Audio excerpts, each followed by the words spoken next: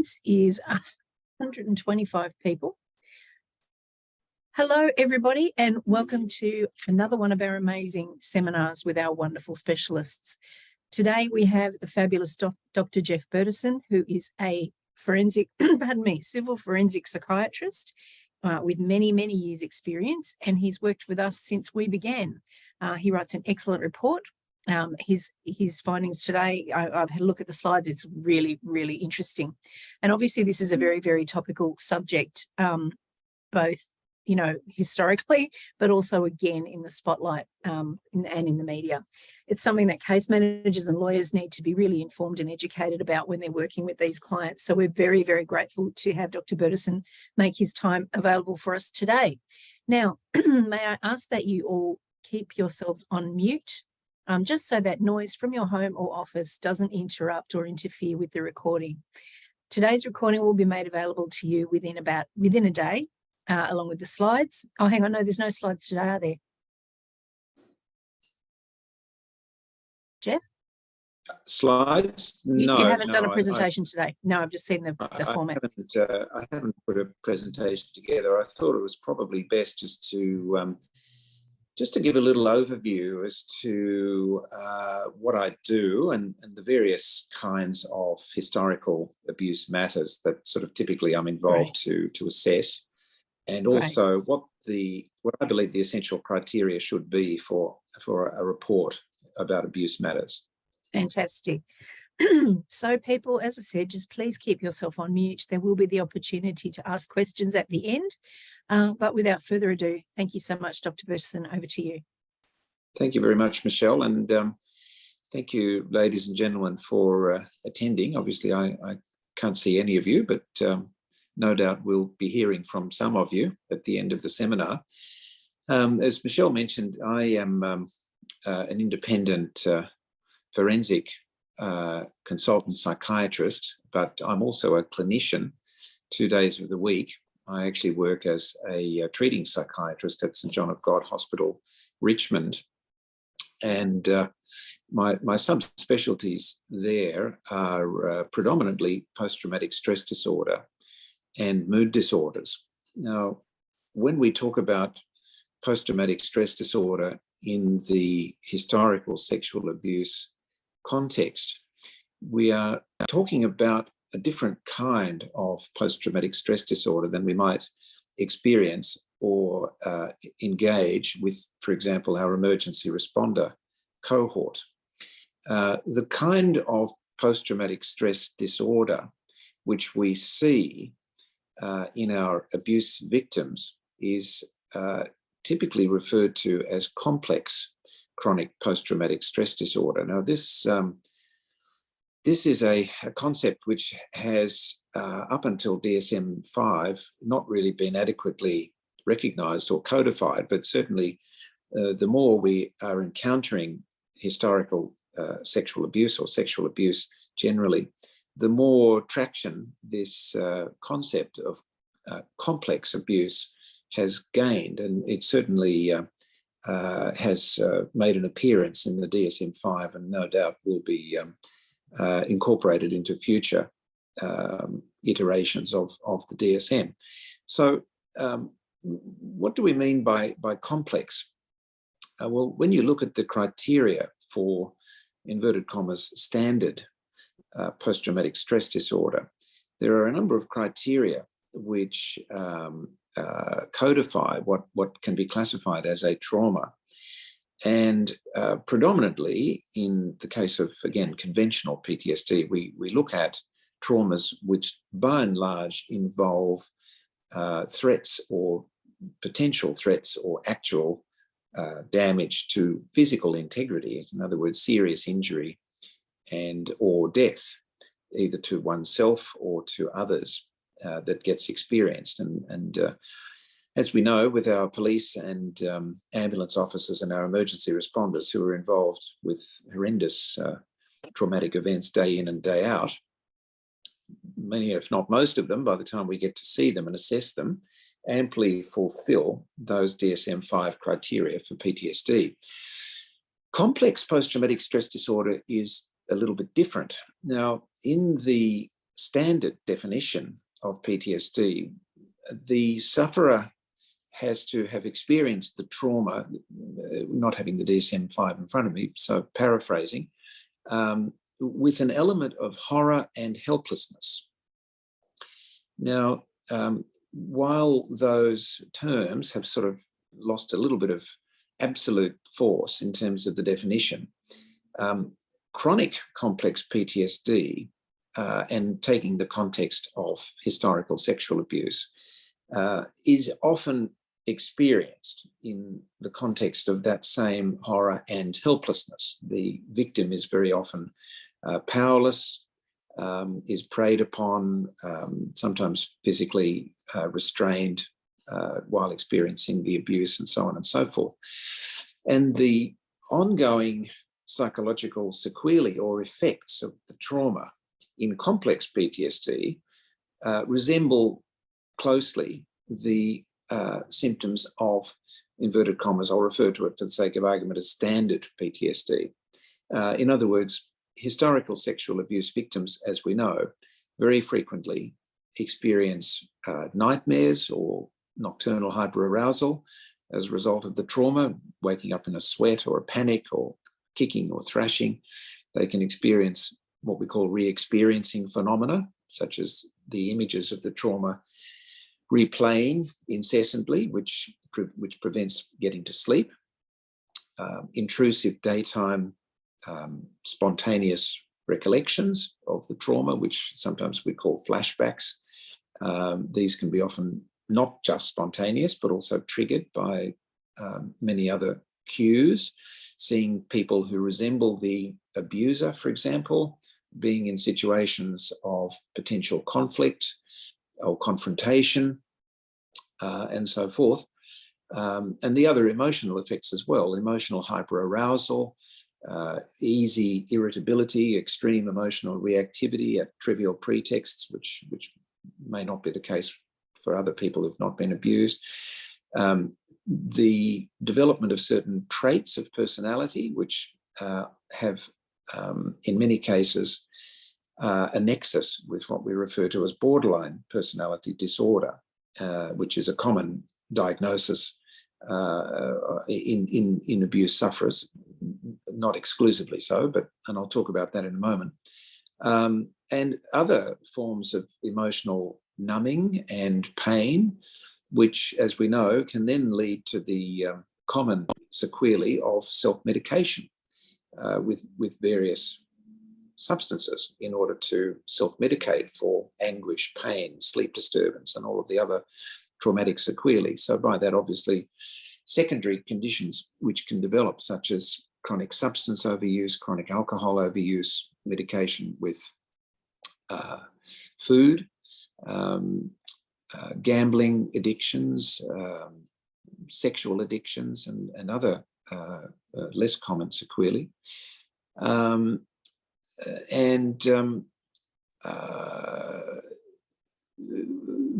Getting back, I guess, to that earlier point about borderline personality disorder, we're starting to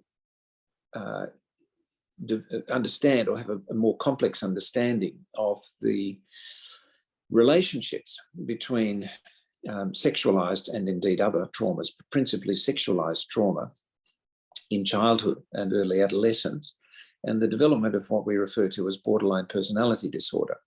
Now, again, without referring to DSM-5, some of the principal characteristics of borderline personality disorder are a pervasive mistrust of intimacy, but yet at the same time a craving for intimacy, a sense of a maldeveloped sense of self. In other words, a sense of one's own personality as somehow being a blank, a very poorly defined sense of self. Emotional swings and mood swings, which can sometimes be very unpredictable, but often can occur, for example, in the face of abandonment or perceived abandonment, risky or impulsive behaviours, including promiscuity, substance use, alcohol abuse, and so on and so forth. And that sort of pervasive pattern of instability. So we're seeing and starting to recognise that borderline personality disorder, in many, many cases where there is an abuse history, as I said, in the high proportion of cases of people diagnosed with borderline personality disorder, but not all, there is a trauma history if we look hard enough. We're starting now to recognize those features of this personality disorder as manifestations of chronic complex post-traumatic stress disorder. So in terms of making diagnoses in our reports of abuse victims, while we might hesitate to use the term borderline personality disorder because it can still have some sort of pejorative characteristics or overtones, the typical diagnoses that we would come to are primarily chronic post-traumatic stress disorder, complex type, major depressive disorder or persistent depressive disorder, and secondary substance or alcohol use disorders. Does anyone have any questions at this point?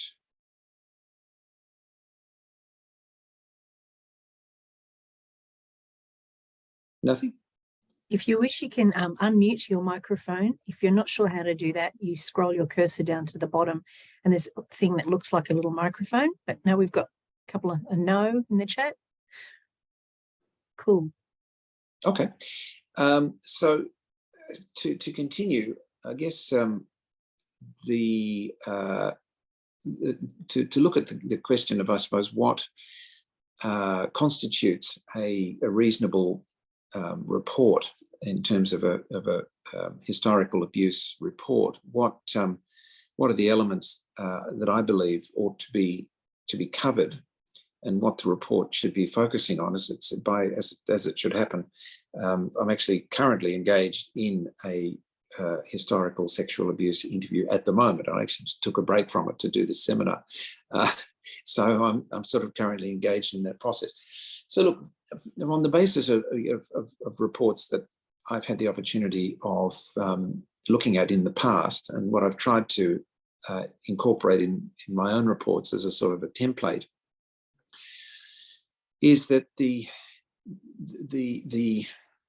suppose the core purpose of a historical sexual abuse report for solicitors is looking at the question of the nature and forms and extent of impairment of functioning that can be directly attributed to the abuse. We've got a question there, sorry. Oops. It says, would you consider a DX or BPD as valid in a sexual abuse victim, and what is the difference between BPD and C-PTSD?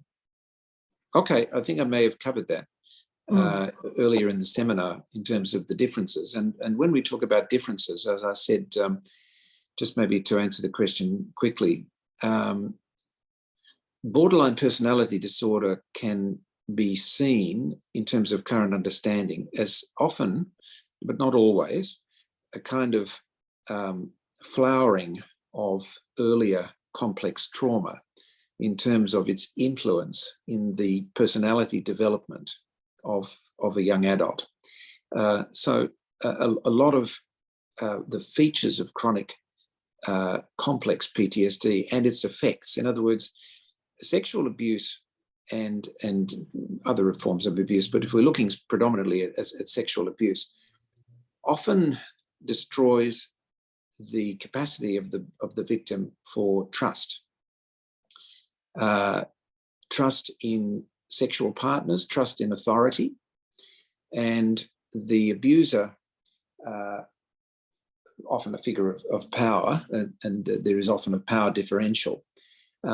This can lead to some very pervasive and subtle impairments in the development of personality. So, as we said before, borderline personality disorder can often involve a craving for intimacy and yet a profound mistrust of intimacy at the same time.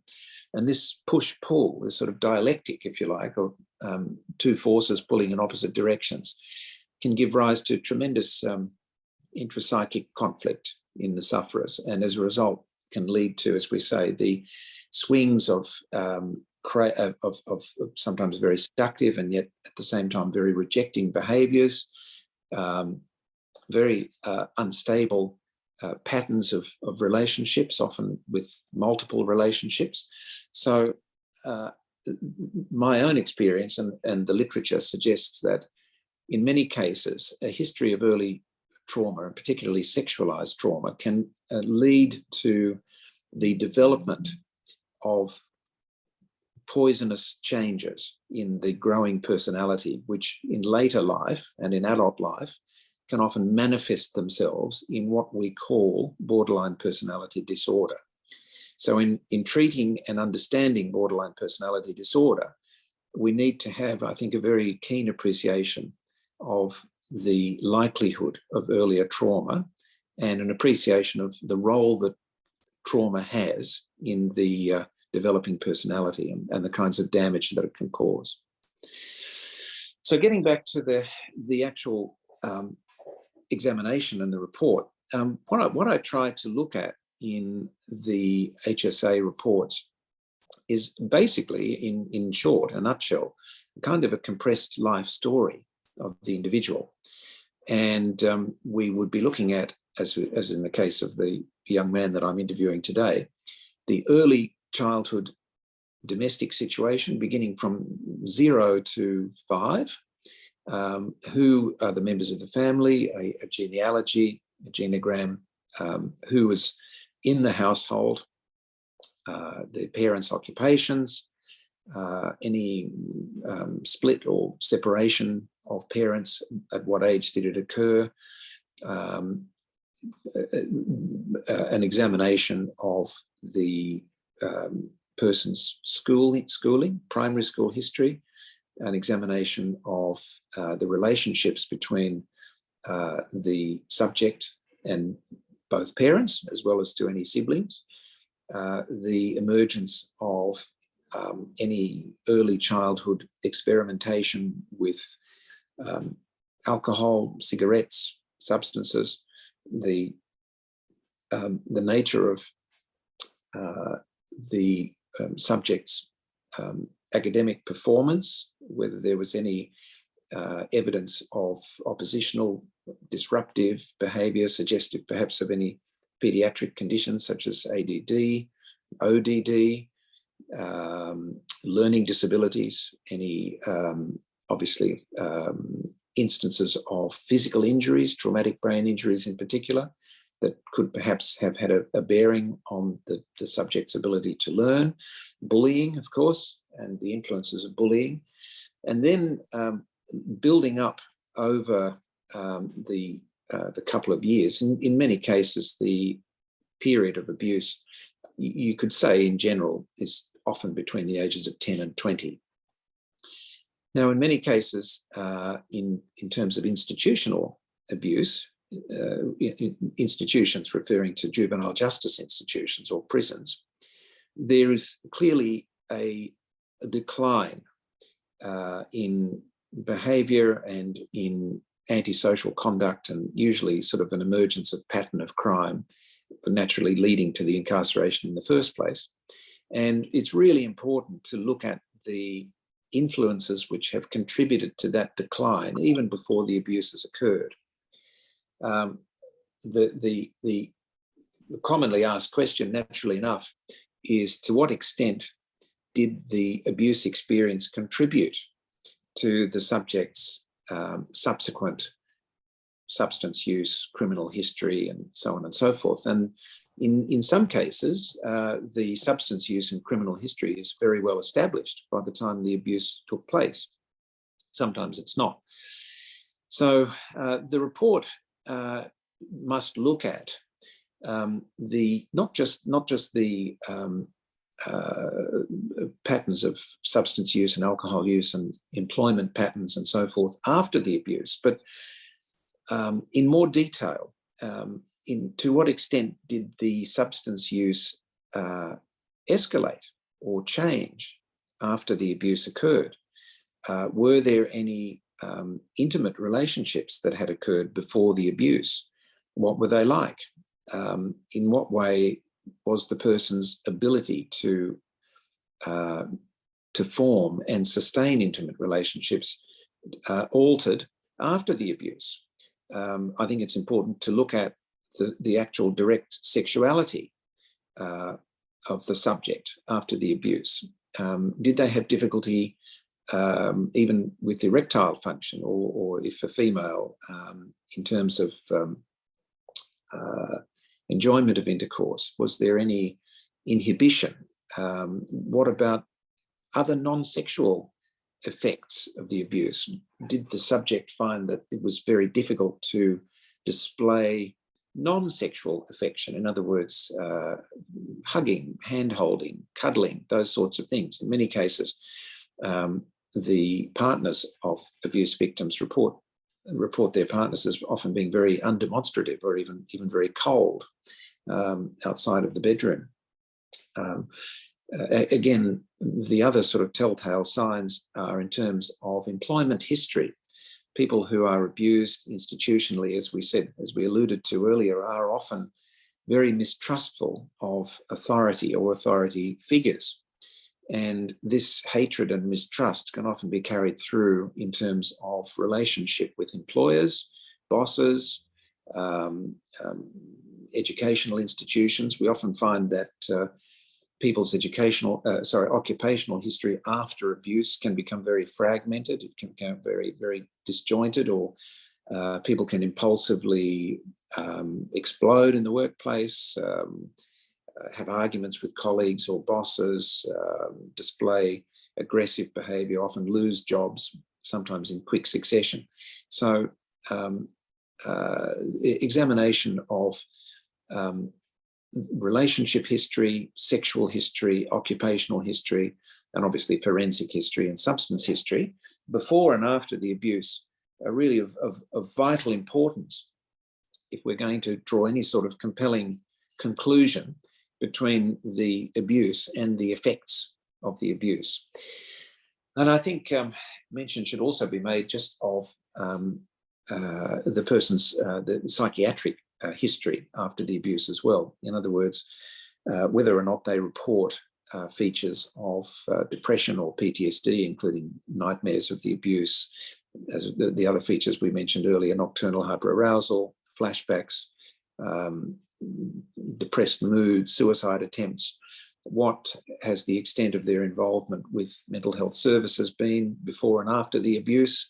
In many cases, people who have suffered abuse have not received any mental health treatments at all by the time we get to see them. And this can either be due to various factors: being in prison, being extensively involved with substances or alcohol, and lastly, of course, shame and embarrassment at disclosure.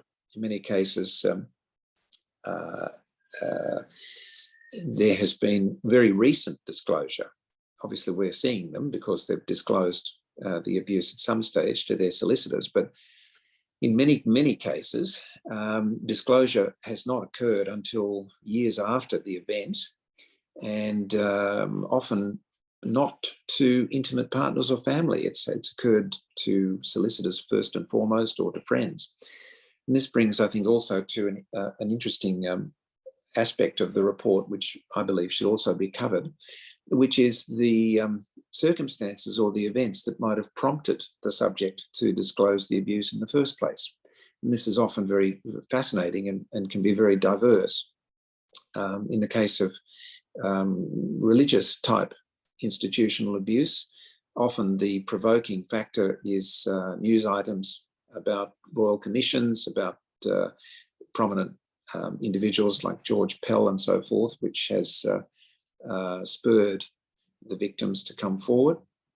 In many cases, I find abuse victims meet up with other abuse victims in prison, and on the basis of that shared experience, the victim decides to come forward.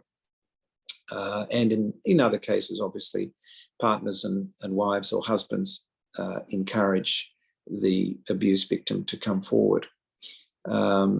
Anyway, I'll pause for the moment. I've just got a question that's come to me in an email.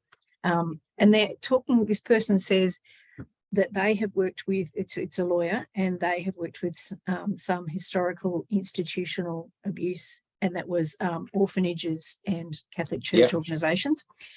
And they are saying that, in your opinion, are the effects worse if the offender, the alleged offender, I think we have to say alleged, has died by the time the person is able or jolted or whatever to make their disclosure? Is it better that the person does it while the alleged perpetrator is still alive and they're able to pursue the matter? Look, again, that's I guess has quite a bit of individual variation. In many cases, obviously, the death of the perpetrator robs the individual of some kind of restorative justice or sense of restorative justice and closure. And that can be a very frustrating experience, naturally, which can lead to a lot of unresolved grief and loss and ongoing psychiatric sequelae. For other individuals, it can be a relief. It can be a sense of justice done, and the fact that the person has outlived their abuser can sometimes give some comfort. The fact that the person is no longer around to abuse others can also give a sense of relief. It depends on the individual largely. Other individuals have expressed relief that the person has died, otherwise they would have killed them themselves. So there's quite a bit of individual variation there. So in a report, when you've done the analysis that you've just spoken about, and you've looked at all of those factors, their early life, prior to the abuse, post-abuse, their engagement with substances, their ability to maintain employment, relationships, sexual relationships, etc. What are the things that you look at in terms of quantifying the total impact, the total impairment on the person when you document that in a report? Well, the criteria for impairment are very similar, of course, to the sort of AMA/SERA whole person impairment criteria. And in fact, in some reports, I've actually been called upon to make a judgment, a formal percentage WPI according to those AMA4 and AMA5 formulations.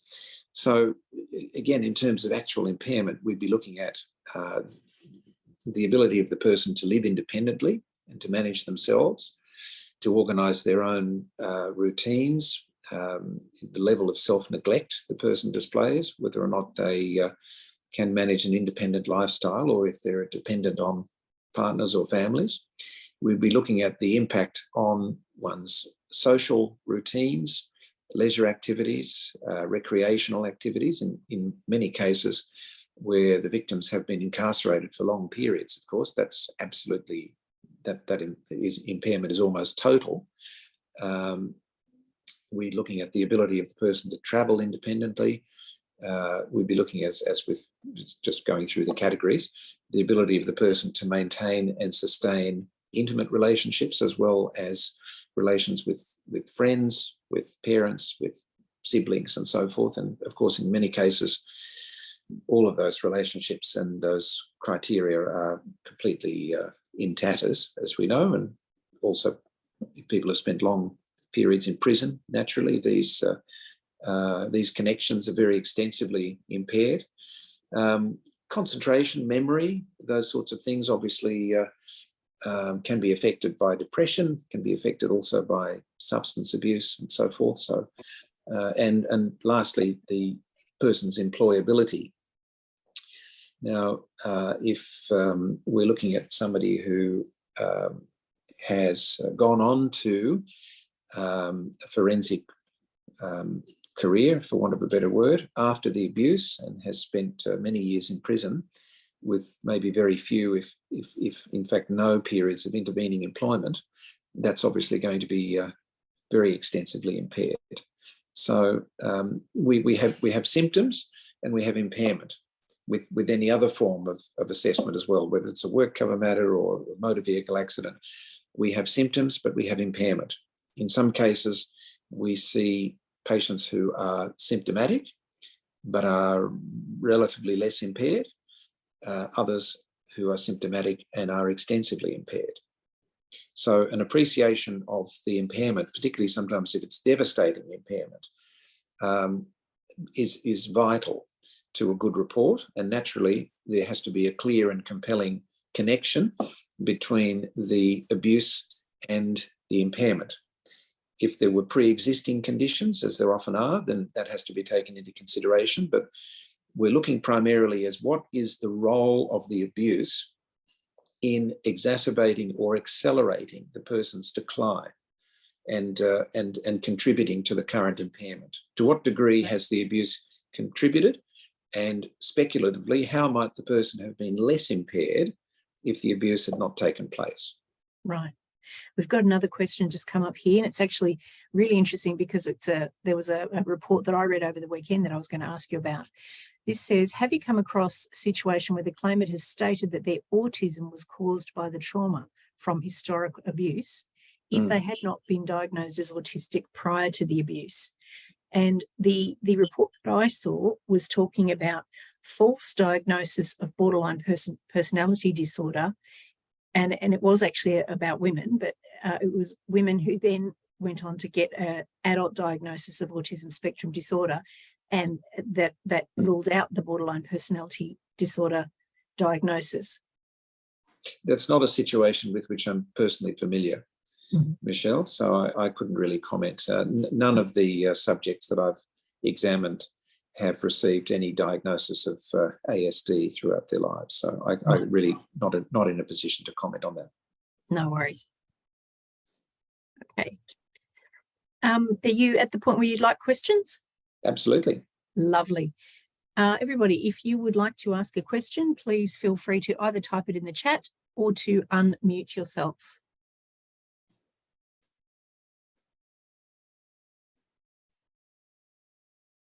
I can hear crickets. Yeah, I know. I thought there'd be lots of questions. Me too.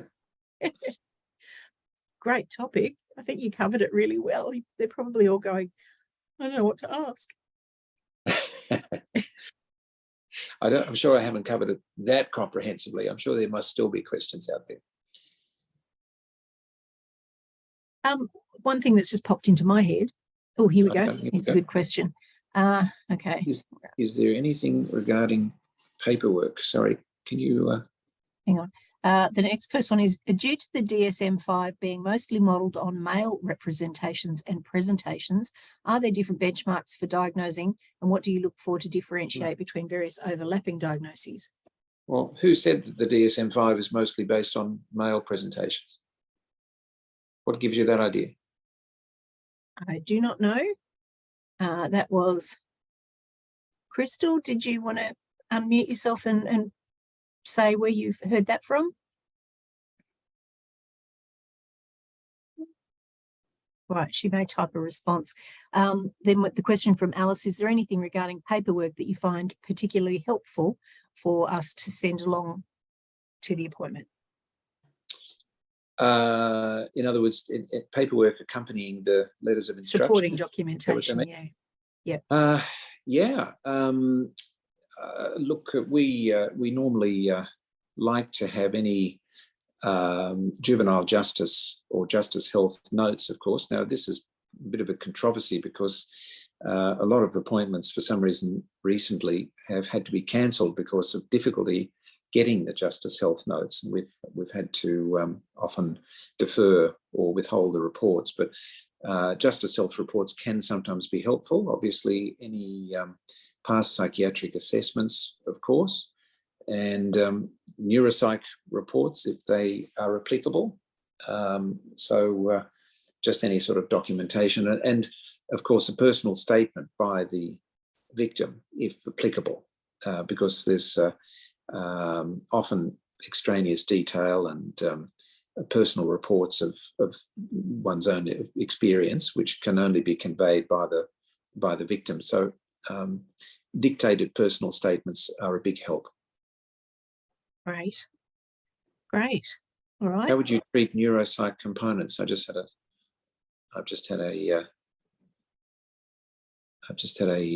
question about neuropsych components. Yes. And I think where applicable, neuropsych components can help in apportioning components of physical injury to psychological injury. Now, in many cases, let's say in the case of acquired brain injury or traumatic brain injury, that can be a contributing component to academic difficulties, learning disabilities, and other factors which can often lead to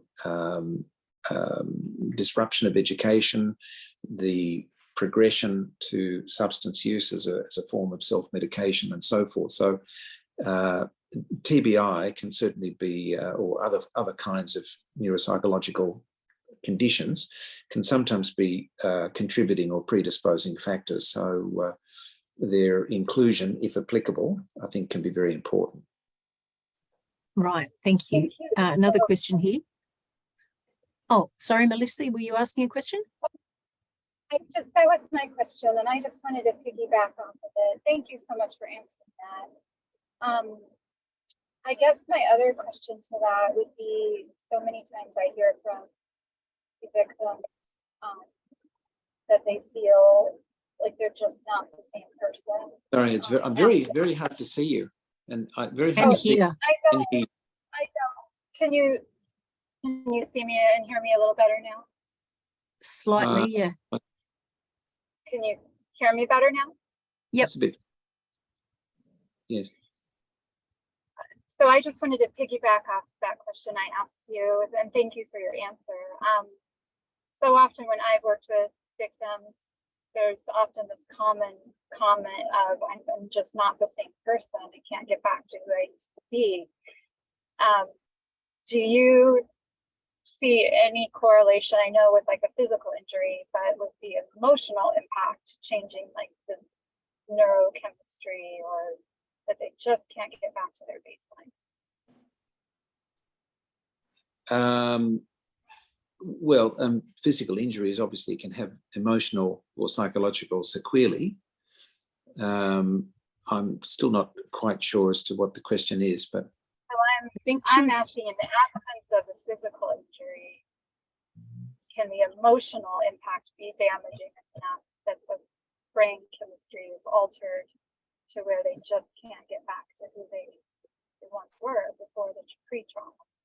Oh, absolutely, absolutely. I mean, I think if you're talking about the injury of the abuse itself, particularly, look, I mean, the current neurobiological understanding suggests that all serious psychological injury can lead to literally physical damage in terms of the brain structure, and particularly if it occurs at critical junctures in neurodevelopment. In fact, for example, we're starting to have a more sophisticated understanding of the relationship between early childhood trauma and ADHD, because the noxious trauma itself can lead to literally to structural neurobiological changes, even if they can't be viewed or captured, but which lead to that sort of development of a sense of constant hyperarousal, being on guard, a sense of a hyperregulation of various systems in the brain, which can lead to ADHD, the classical features of hyperarousal, excessive energy, poor sleep. So we are definitely starting to see a correlation between early childhood traumas and neurobiological and neurodevelopmental structural changes leading to other conditions such as ADD. So there are definitely grounds to suggest that early trauma, particularly at particular ages, can lead to structural maldevelopment in the brain, literally, which can often be very difficult to for the patient, the sufferer, to eventually work through. Great. Yeah. That's good.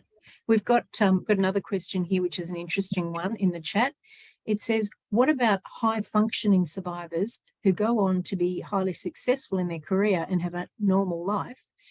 No weight is given to their historical suffering. Is there any way to acknowledge this? Well, when you say no weight is given, what sort of weight were you thinking of? I'm not sure, Pip. Do you want to talk about the kind of weight you're talking about?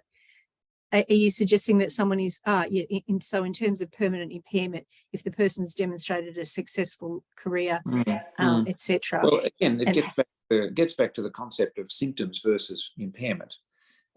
In the course of such an assessment, for a very high functioning and successful individual, often, of course, there is an awful lot of suffering and anguish along the way, and broken relationships and periods of substance use and so forth, which might well resolve, and the person ultimately progresses to, you know, a level of stability and, inverted commas, success. But in the report, certainly there must be an acknowledgement of suffering and emotional trauma over the course of the person's life. And I guess if you're talking about weight being given, I think it's very important in any report, particularly, as we said, it's essentially a narrative or a chronology of a person's life, to document the failures and the crises and the anguish along the way, even if the person has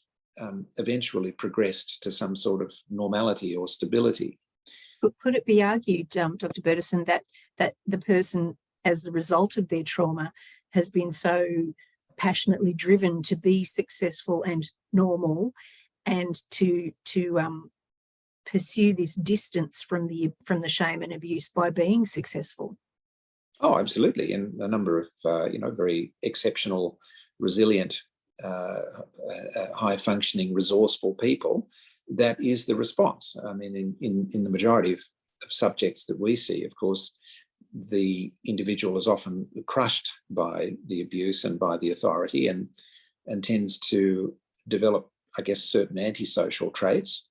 But there are others who, I guess it's almost like, you could say, like a form of Stockholm syndrome, I guess, the identifying so closely with that same authority which has at one stage oppressed them or abused them, that they do everything to try to be as resilient as possible to overcome. I guess that I must say I have not personally encountered many interview subjects who are of that high functioning or successful nature, but I've no doubt that that is the case.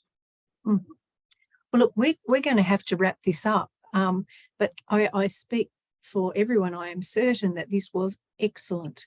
This was really, really informative. And I know everyone's eagerly going to be awaiting to get the recording for this. We had, at the peak, we had 76 people online.